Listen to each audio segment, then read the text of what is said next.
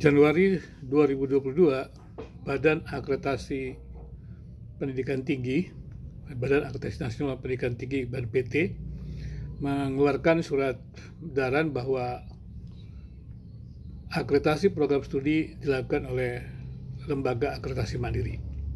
Dan di sana juga ditetapkan ada 5 badan akreditasi mandiri. Dan yang menarik adalah tidak ada satu lembaga akreditasi mandiri rumpun ilmu agama Kristen.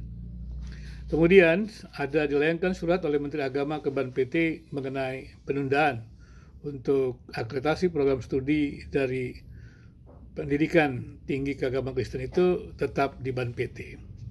Namun pada Maret 2022 BANPT kembali mengeluarkan surat bahwa akreditasi program studi dari seluruh pendidikan berada di lembaga akreditasi mandiri. Dan kemudian juga belum ada lembaga akreditasi mandiri rumpun ilmu agama Kristen. Kemudian juga berarti akreditasi dari pendidikan tinggi keagamaan Kristen dimasukkan kepada LAM pendidikan.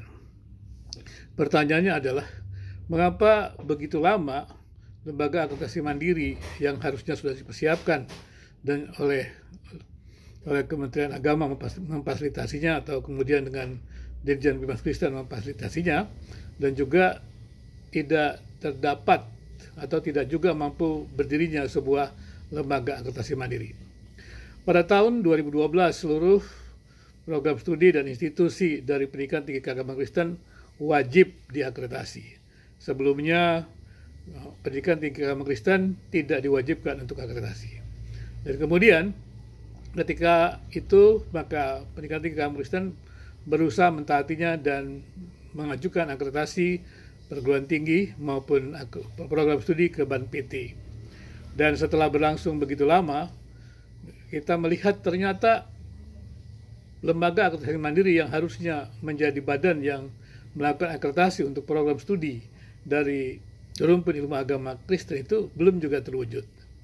Pertanyaannya adalah, ada apa?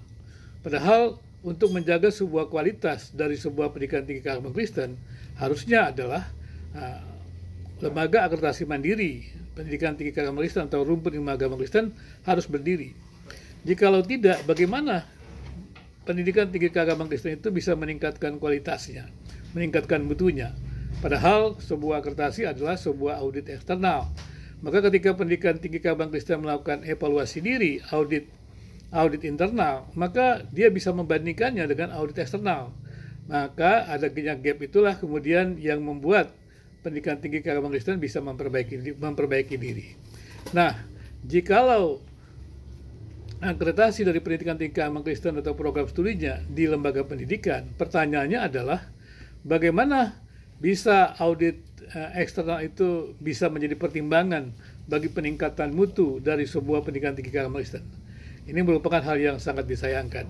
Kemudian pertanyaan selanjutnya, apakah memang benar bahwa orang-orang ataupun dosen-dosen di pendidikan tinggi keagamaan Kristen di Indonesia ini tidak bisa merumuskan yang namanya lembaga akreditasi mandiri ataupun instrumen untuk akreditasi mandiri rumpun ilmu agama Kristen?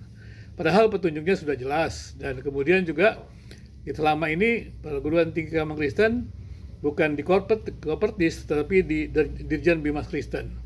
Pertanyaannya adalah, mengapa Dirjen Bimas Kristen tidak memfasilitasinya?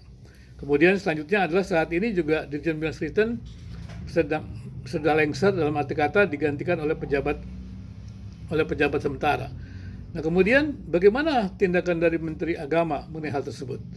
Nah, inilah yang menjadi persoalan besar. Itulah sebabnya Asosiasi Program Studi Teologi dan Pendidikan Agama Kristen mendesak untuk Menteri Agama memfasilitasinya, demikian juga Dirjen Bimas Kristen untuk memfasilitasi hadirnya sebuah lembaga akreditasi mandiri. Sekali lagi, pendidikan tinggi keagamaan Kristen adalah lembaga yang telah memberikan kontribusi besar bagi pembangunan bangsa ini. Hadirnya para cendekiawan yang berkiprah membangun bangsa ini. Karena itu, pemerintah dalam hal ini Menteri Agama dan kemudian juga Dirjen Bimas Kristen harus secepatnya memfasilitasi berdirinya lembaga akreditasi mandiri. Saya tidak percaya bahwa pendidikan tinggi keagamaan Kristen tidak ada orang-orang yang mampu membangun hal tersebut.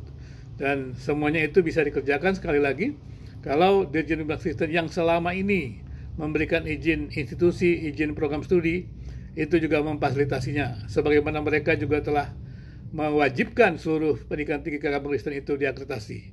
Dan kemudian pertanyaan yang menggelitik saya adalah, mengapa begitu banyak program profesi, program vokasi di pendidikan tinggi keagamaan Kristen belum juga ada instrumen akreditasinya? Ini namanya memberangus ataupun membelenggu kemajuan pendidikan tinggi keagamaan Kristen. Menurut saya, Menteri Agama maupun juga Dirjen Bimbingan Kristen harus berpikir keras, yang sudah berusaha untuk meningkatkan mutu kualitas tinggi keagamaan Kristen, harusnya dilakukan tindakan nyata untuk membuat sebuah gebrakan, sebuah usaha untuk meningkatkan sekali lagi pendidikan tinggi keagamaan Kristen di Indonesia supaya dapat berkiprah lebih luas lagi. Terima kasih.